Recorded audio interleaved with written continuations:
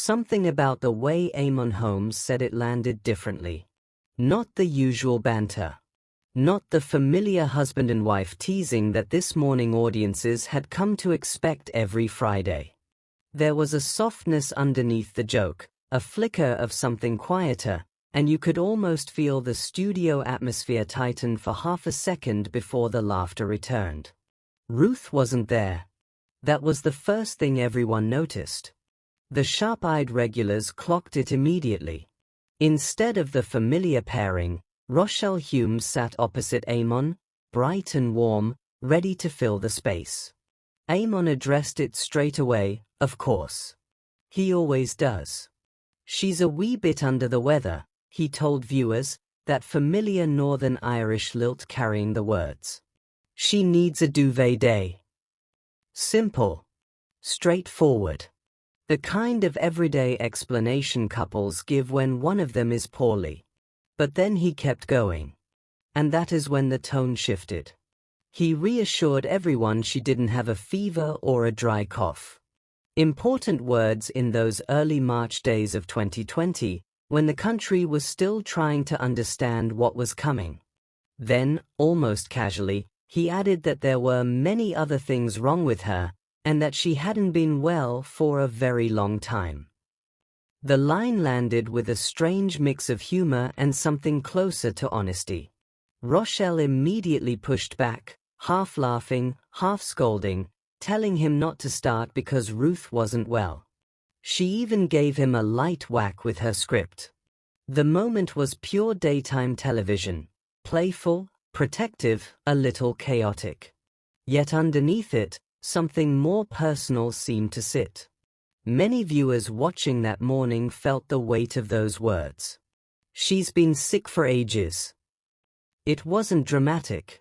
It wasn't a formal announcement. It was the sort of thing a husband might say in the kitchen when his wife has been off color for longer than either of them wants to admit. And because it came from Eamonn, in that familiar sofa setting, it carried a particular kind of intimacy. People who had followed the pair for years recognized the chemistry, the way they could needle each other and still make it feel affectionate. But this time the needle seemed softer. Almost protective. There is something revealing about the way presenters handle illness on live television. Most of the time it is brushed aside with a quick "feeling a bit rough" or "under the weather." Eamonn went a step further. He named the absence, joked about it, then circled back to how long it had been going on. Some audiences began wondering whether the comment was purely light-hearted or whether it hinted at something more ongoing.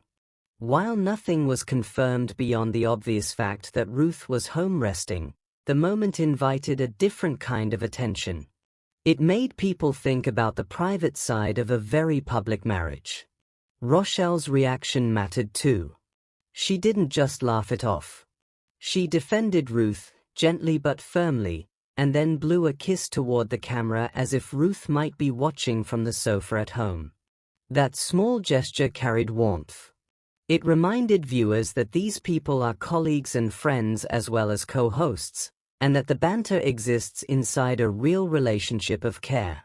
The studio felt briefly less like a television set and more like a living room where someone is missing and everyone is trying to keep the energy up.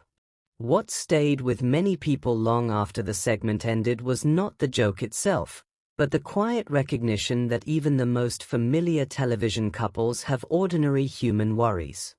Health is rarely tidy.